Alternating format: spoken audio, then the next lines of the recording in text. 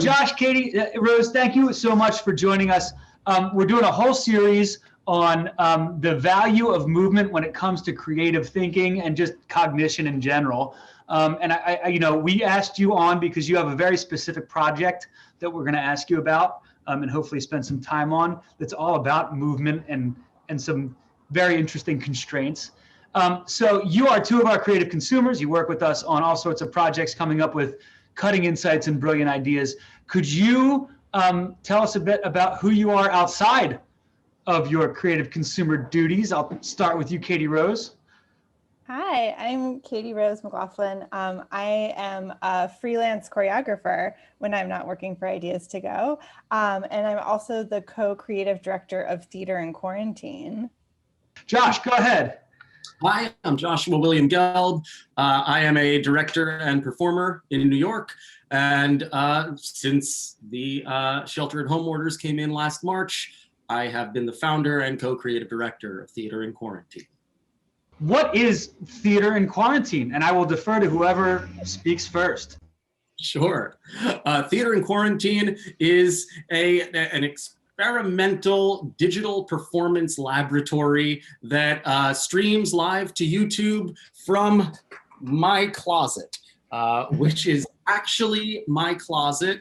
It measures 4 feet wide by 8 feet tall and only 2 feet deep. So it's 8 square feet. And every 3 weeks now, we do a live stream onto YouTube where we've been collaborating with an amazing array of artists and cultural institutions and organizations, and basically doing new plays, dance work, variety performance, short form, long form, trying out all sorts of ways to tell stories digitally, but live. And the next question is one everyone is now asking: where are your clothes? The secret is I have another closet. Then it is one of your many closets. You are a rich man. All right, great. And Katie Rose, you said you are a freelance choreographer. What is your role in this Theater in Quarantine project? Well, Josh called me up when the stay-at-home orders happened. Josh sort of quickly adapted, as he does, this genius man, and called me up and was like, I think I turned a closet into a theater. Do you want to see if we can make some stuff in it? And so we spent a day on Zoom playing around with what possibly could happen, and very quickly we're like, this is something really cool. So in terms of like how we work together, we just collaborate a lot on making all of these pieces, and I specifically focus on the movement aspect of it because it is actually so important. Because the space is so small, that every sort of move and way that Josh is able to navigate this tiny space has to be choreographed. When Katie Rose first joined me for a rehearsal, I think there was a huge discovery moment where we figured out that we really weren't limited by the amount of space we had, that there was actually like an enormous amount of possibility to be had. We like turned our computers on its side and realized we could like tilt the space horizontally. We could defy gravity. Like I could basically fly all from the confines of a closet. And so we've just been taking off and exploring from there. Josh, you should show them how you can fly. Just quickly, just because I love it. It's my favorite thing. Not the best view, but I mean, you want me to go all the way? I want you to go all the way upside down. Okay. Wow. Can we talk about how that was way faster than anyone thought it was going to be? That seemed way too easy. I thought that was going to take a minute, and then it's upside down. I mean, genius man, but also like ingenuity. He was like, here's a handle. What can we do with this handle? Oh, I can put my feet up. Oh, I can put my feet up a little bit higher. I'm just going to keep going, which is like me at home being like, no, he's going to fall on his head. And I'm just here in Harlem, not able to help. but strong. And also because of the confines of the space, it allows for like some like twerking and like making sure he's able to brace himself in really interesting ways. Nice. Yeah, One of my actually favorite parts. Oh, go ahead, Tyler. I was just gonna say one of my favorite parts is trying to figure out which way is actually up, Yeah. and which way gravity is pulling you. One of my favorite videos is the mask study 1, where you've got the Lysol, the book, and what seems to be a very effective mask. Talk me through your inspiration for that video and your overall creative thought process going into that one. Well, that was the first thing, I'll let you take it, but that was the first thing that we did in the first day of working together. It was me and John Levin, who's another director, so Josh and I both come from a physical theater background, as does John. And so we were playing with something, we were like, what feels now? And Josh had this giant bottle of Lysol in this chair, and we were like, okay, here are some ideas. Josh, take it away. Yeah, I also had this mask. And the mask was something that was lying around my apartment just by happenstance because it was a prop that I had purchased for some opera that I was directing in a parking garage in Harlem some years ago. And so I had it. And immediately once I had painted the closet and said, this is a performance space, I remembered that I had this mask and suddenly was like, oh, this is like a clown. It's like a Soviet gas mask, really. Where is it? Somewhere. I'm kind of hoping we could show people this mask because it is not a normal mask. If it's not right there, we'll link to it in the bio. It is right there. Not the N95. I mean, this is all in Josh's apartment, so everything is right there. Yeah. So it's an old Soviet, I think like 80s gas mask. And I felt like immediately it evoked everything we were going through at that moment, where it was kind of like dystopia, even grocery shopping for toilet paper, and everyone was wearing masks suddenly. And I was like, oh, well, that's just a natural extension of that. In some ways, the same way that the closet's a natural extension of all of these boxes that we're all stuck in, like right now on Zoom. And so I immediately knew that this was sort of my, clown or like my mascot of the closet. You both come from physical theater. I assume that most of the time you've got a stage to act on. Here we've got Josh's closet. What does that added variable of like tight constraint, I think you said 8 cubic feet, add to this? What do you have to consider? And kind of what does it do in terms of creativity? Like how does it contribute to creativity? I'm sure you could tell me how it detracts from it, what you can't do, but what I want to hear is what have you been inspired to do because you have so little space? I mean, you have to embrace the limitations, right? I mean, we were all trapped in our apartments or our homes. And I think this was just a way for us to really sense those boundaries and to realize that we could like push off against them and to see how far we could like spin it all out and find like liberation and possibility within limits.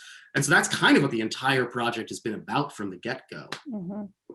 And we also found new ways to collaborate, which is something that we haven't sort of ever really been able to do, is that we can keep working with people on Zoom, bringing collaborators, other people to tell Josh what to do in that closet.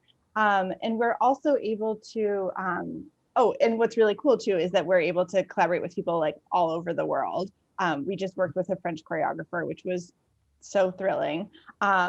And they were able to stay in the comforts of their own home and their own time zone, which is really cool. And also that we're able to make our work more accessible than it ever has been, because we're doing it on YouTube and because we're doing it in the comfort of people's own home, still using our tools as theater makers, but to just like bring it on a scale that that people know. Right. So I've got a question about this is physical theater, right? Specifically the video that I really like the mask study #1 too. It brought me back to this. I got real big into the surrealists in a film class in college, and that like it reminded me of like Brothers Kwai kind of stuff. And so yeah, totally. Right, okay, all right, thank you. I knew it. I wasn't just being that guy. So you have a plan going in, and there's got to be some just spontaneous stuff going on in there. So I would love to hear about like what's that like? Where does it hit you? What about moving in that space? Do you have any commentary on the level of the ad-libbing or spontaneous creation? Well, there's something about the fact that it's such a small scale that actually allows us to adapt so much more than we would in a normal theater. So in a theater, there would be a pile of people that would be in the room with us, helping us. But if we want to change a light, that involves someone, getting the genie out, getting up on top of it, a bunch of people to it's just like a whole teamwork. And then in Josh's apartment, it's literally Josh just like popping out for a second, moving a light, going back in, which allows us to adapt to like an ever-changing story, both in terms of the story that we're telling, but also adapting to sort of like current events and staying, something that we always talk about is nowness, and trying to make sure that makes its way into the pieces as well. Sticking with Katie Rose's idea of what happens when you go into a normal rehearsal room or a theater, there's a giant stage and it's like this vast empty space and you can do anything. And in some ways there's almost like a paralysis of possibility in a space like that. And what's been so exciting about the closet is that actually the limits afford us a way to always move forward, because I can only go so far. There are only, in some ways, so many choices to make, but each choice, begets other choices, and suddenly, it's exponentially infinite in terms of what we can do here. And so that's actually been really helpful for us in terms of improvisation and in terms of just sort of spontaneously making. We can sit down and talk and try and, we just finished a rehearsal where we spent hours working through a script and trying to pull teeth to come up with ideas. But it was the last 10 minutes where we just, threw a bunch of things at the video, and I got in there and suddenly everyone's cracking up and we were really on fire. And so that's when the magic happens. So that's really interesting, because we often think, in our line of work with innovation, and hey, we need broad thinking. We don't want to constrain people by giving them guidelines or rules. And what I'm hearing here is I've got 8 square cubic feet to work in, and that has actually made it easier to come up with new stuff. So let's throw some rules around things. You mentioned some of those limitations about just being in one spot. How many pieces have you ended up creating within that closet behind you? Do you know? So far, we've done about 20 different evenings of performance, and there's sometimes multiple pieces in each. So I don't know. Beyond that, probably 30 to 40. Yeah. What does that collaboration process look like, and how would you compare it to the co-creation process in an Ideas to Go project? So a lot of it, we could show you, is probably the best way to do it, but I can try to talk my way through it. Talk your way through it with the computer on. Oh, great. Yeah. So where it starts is usually we have, some sort of an idea of what we want to make. But like Josh said, we very quickly get on our feet and try to make the thing, which, involves some sort of nugget of an idea. But the way Josh and I usually work together is either I'll be like, okay, Josh, I know that it starts like this. You you start leaning against the wall and then you put your foot up on the wall. Great. And then sometimes Josh is so good at just moving around and trying new things. And so he'll keep going and I'll say, yes, and do this. And then he'll say, yes, and we're just building and building and building on top of something. Yeah, it is sort of one good way that we work. And another way that we work is we start with a piece of technology. So Josh will be like, I learned how to do this thing. And And in fact, we have a piece, I don't have a closet here with me, where Josh was like, I learned how to do this looping thing. And I also learned how to basically get rid of the closet so it looks like I'm animated and I can move more than I ever have before, even though I'm still literally in my closet. And that piece was just like, literally, I have this piece of technology. How does this work? How is this interesting? And we just, played in the studio for 3 or 4 days, just like trying to figure out what is interesting, and then just like throwing it up and seeing what we made, which was really cool. And yeah, for a little bit of a sense of how we do it, so this is how, which is we work on Zoom together, and I can show Katie Rose exactly what the audience is going to see in the closet. So, Katie Rose can tell me to like put my feet there, and I can put my feet there. But also I'm able to manipulate the frame, so we can do the same exact movement, except, now it's like this, and I'm standing on the floor. So that's basically how we go about doing it, and we just try to amuse ourselves. And there's all sorts of functionality here. Can we get a quick rundown of your codes here? What 5 is that one? Oh, yeah, 5, yeah. That's 5. 3 is behind, is the back wall that he's leaning on, and then 1 is the wall with the handle. And then the corners are 2 and 4. This is actually from the first piece that we made after mask study. We made a piece called Corners 1, 2, 3, 4, and 5. And we very quickly, I was like, Josh, right hand, wait, what hand is, I don't, and so we were just like, let's just number everything. Yes, Josh, can you bring your foot off can that foot come off? The downstage foot, can you bring it? Yeah. What? Like you're on the phone with someone who's cute. Yeah. How hard this is. Yeah. It's so good. Pretend you're playing Girl Talk and it's 1996. Yes.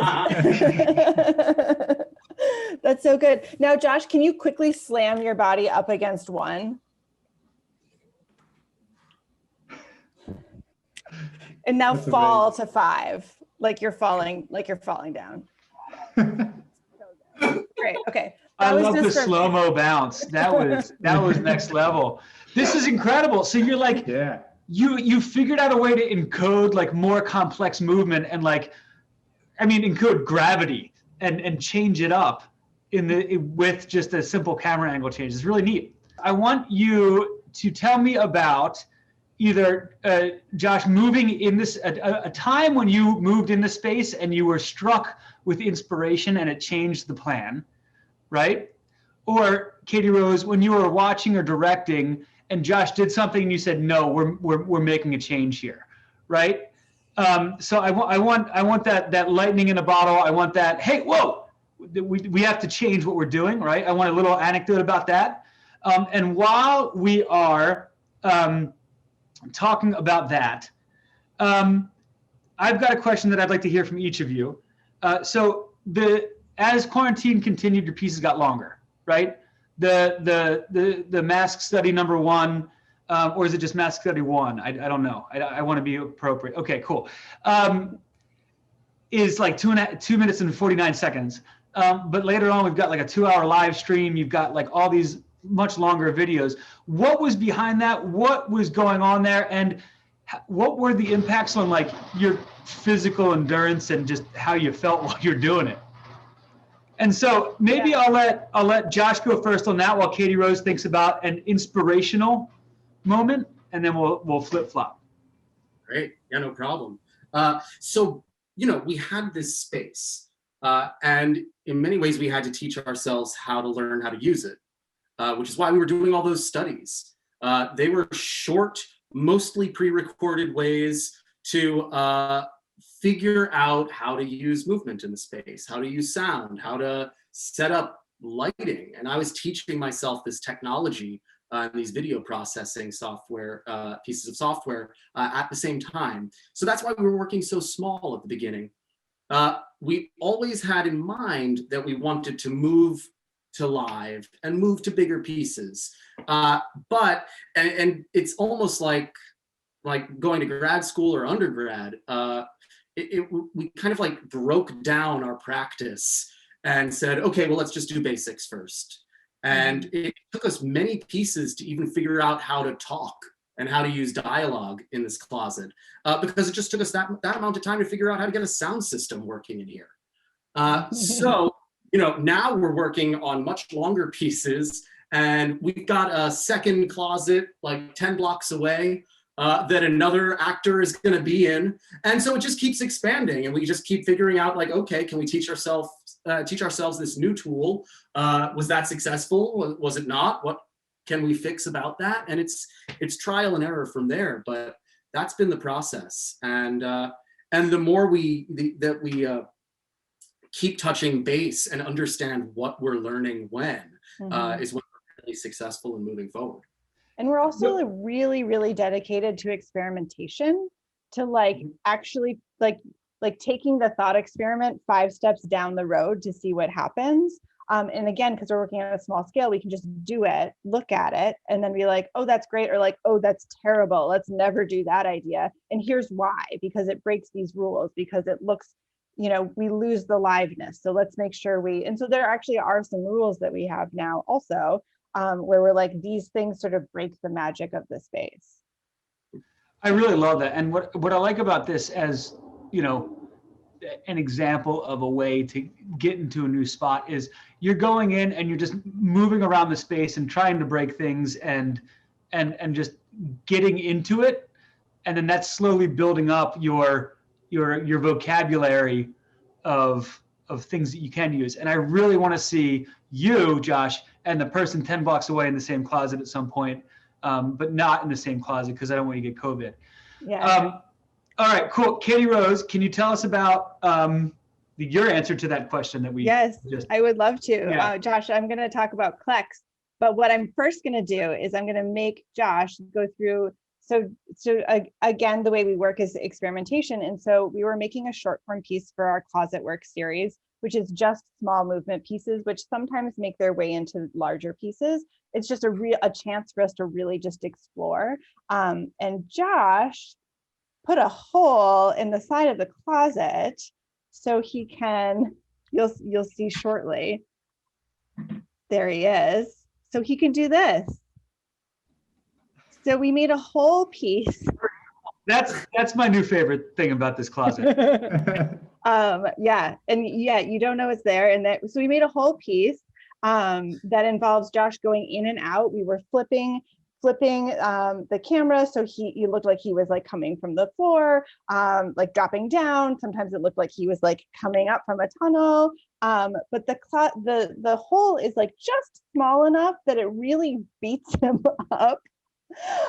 So there was that. There were lots of bruises that were happening, which I felt really bad about, and we never, the piece just like wasn't coming together. And we had the show, this was Sunday night, the show was on Monday. And we were just like, it's not there. And we could do it, but we won't be happy with it. Also, it's so physically exhausting. Like, I think we need to not do it, which was such a big, to rehearse for 2 weeks. We were on a 2-week schedule then. We had spent 2 weeks rehearsing this thing, and we were just like, no. And so Josh was like, oh, I have this piece of technology. And Josh, are you going to do it? Is that what you're doing right now? I was getting a chair, but Oh.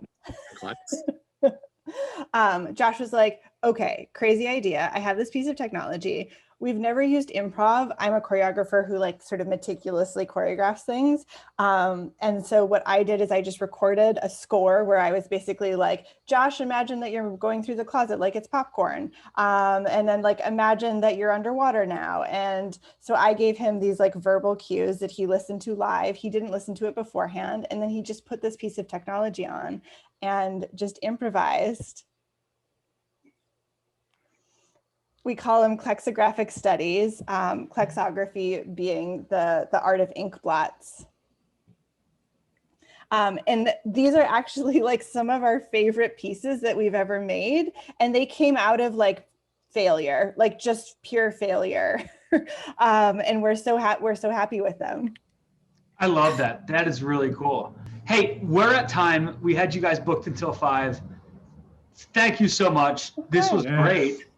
We really appreciate it. And I know that I'm going to dig into some more of this theater in quarantine because it's right up my alley. I like I really enjoyed that mask study number 1. I love seeing it live like this. I didn't even know you could do that on Zoom. So that's great to know that that's how you practice everything. Yeah, and we have a show on February 1st at 7 o'clock and 9 o'clock. Nice. Which Yeah, you can tune into live. You need to go watch the show and then tip them. Yeah. Please. That's your job. That's your job. And every 3 weeks after.